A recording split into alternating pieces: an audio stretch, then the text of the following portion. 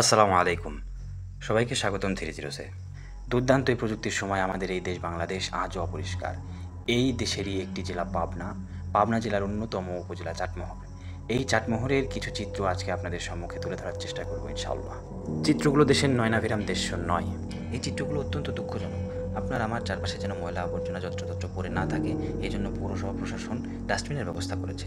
এই ডাস্টবিনে আমাদের উচিত ময়লা ফেলা, যাতে করে পৌরসভার পরিচ্ছন্ন কর্মীরা তাদের কাজ করে যেতে পারে সঠিকভাবে এবং তারা যেন ময়লা আবর্জনা সঠিক সময় এবং সঠিকভাবে সঠিক জায়গায় ফেলতে পারে। আমরা যেন নির্দিষ্ট জায়গায় ময়লা ফেলতে পারি, এই জন্য পৌরসভা প্রশাসন উক্ত ডাস্টবিন ব্যবস্থা করে বিভিন্ন জায়গায় বসিয়ে দিয়েছে, যাতে করে আশেপাশে থাকা বাড়িঘর থেকে ময়লা আবর্জনা উক্ত ডাস্টবিনে ফেলা হয়। তবে এই শহরে চলাফেরা করার সময় আমরা খেয়াল করে দেখেছি বিভিন্ন জায়গার ডাস্টবিনগুলো হঠাৎ করেই সেই জায়গা থেকে সরে যাচ্ছে, অর্থাৎ আশেপাশে কোনো জায়গায় উল্টো হয়ে পড়ে আছে অথবা আশেপাশে কোনো জায়গায় লুকিয়ে ফেলা হয়েছে।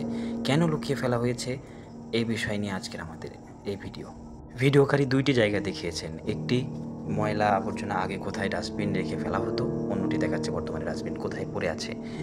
আসলে কেন এবং কী জন্য এই ডাস্টবিনগুলো ওই দিকে চলে গেল, অর্থাৎ নির্দিষ্ট জায়গা থেকে অন্য জায়গায় কেন পড়ে আছে বা উল্টো করে রাখা হয়েছে। জানা গেছে পৌরসভা পরিচ্ছন্ন কর্মীদেরকে দিয়ে কিছু সংখ্যক এলাকার লোকজনই উক্ত কাজ করিয়েছেন।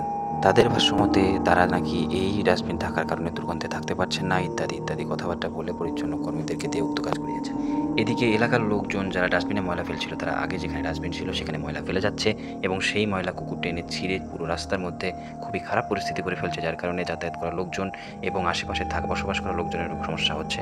এই ভিডিওতে তো আমি শুধুমাত্র কিছু সংখ্যক জায়গা দেখালাম। আপনার এলাকায় এরকম হচ্ছে না তো? এরকম হতে থাকলে কমেন্টে জানান, লাইক করুন, সাবস্ক্রাইব করুন, শেয়ার করুন। ধন্যবাদ।